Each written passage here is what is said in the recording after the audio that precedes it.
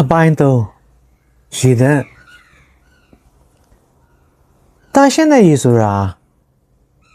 အနေမုံနေခင်းရပါမယ်အယောင်အစင်းအနက်အရသာခင်းရပါမယ်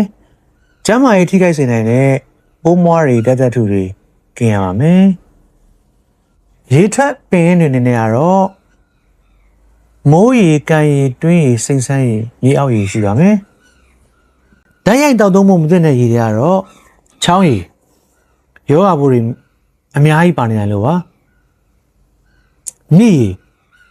ပိုးမွားနဲ့အနယ်နှစ်တွေအများကြီးပါပါတယ်ကန်ရေယောဂဘူးတွေများစွာပါပါတယ်လက်ရက်တွင်ပိုးမွားတွေပါနေနိုင်တယ်ရေရိုးတွင်ပိုးမွားတွေပါနေနိုင်တယ်ရေထွက်ရနေရတွေညဉ့်ညမ်းရတဲ့အကြောင်းရင်းလူနဲ့တိရစ္ဆာန်တွေရေကူးတာရေစင်းချိုတာအဝိရှော်တာမစင်ရေတဲ့ကြတယ်အိမ်နာကိုရေထွက်ပင်နဲ့ဒီနေ့တန်းမှာစောက်တာရေရိုးရေခွက်တွေကဖုံးမထားတဲ့အတွက်ဖုံးမုံနဲ့ညစ်ကြေးတွေဝင်တာရေခတ်တော့တဲ့လက်ကမတန်ရှင်းတာ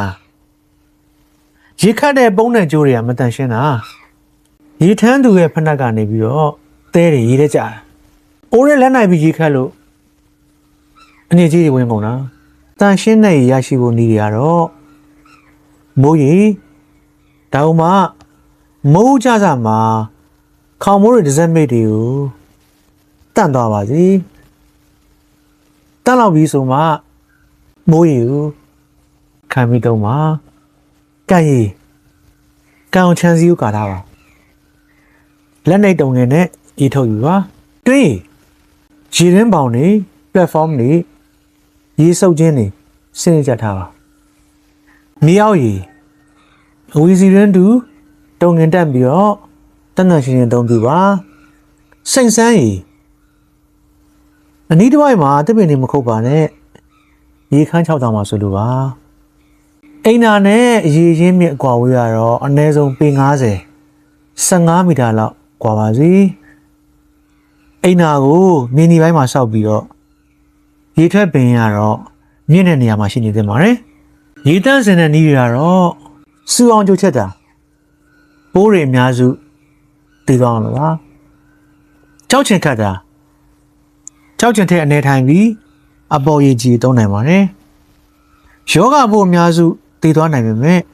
တချို့ယောဂပိုးတွေကျန်းနေနိုင်တဲ့အတွက်ကြိုချက်တောက်တာပိုသင့်တော်ပါတယ်ဖန်ပလင်းကွန်တော့ဘူးကွန်ကြီးမှာထည့်ပြီးတော့နေလန်းတာယောဂပိုးတွေတည်စီမှာပါကလိုရင်းခတ်တာဒီ1လီတာကိုဆေးပြားခတ်ပြီးတန်းစင်ပါဆေးခတ်ပြီးရင်လည်းမိနစ်30စောင့်ပြီးမှသုံးပါသတိထားမယ့်ချက်တွေကတော့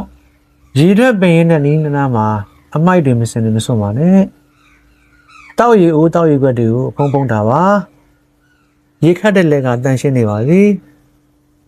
ရေကိုတန့်စင်ပြီးသွားရင်လည်းပြန်မနစ်ပါအောင်တိချဖုံးထားပါ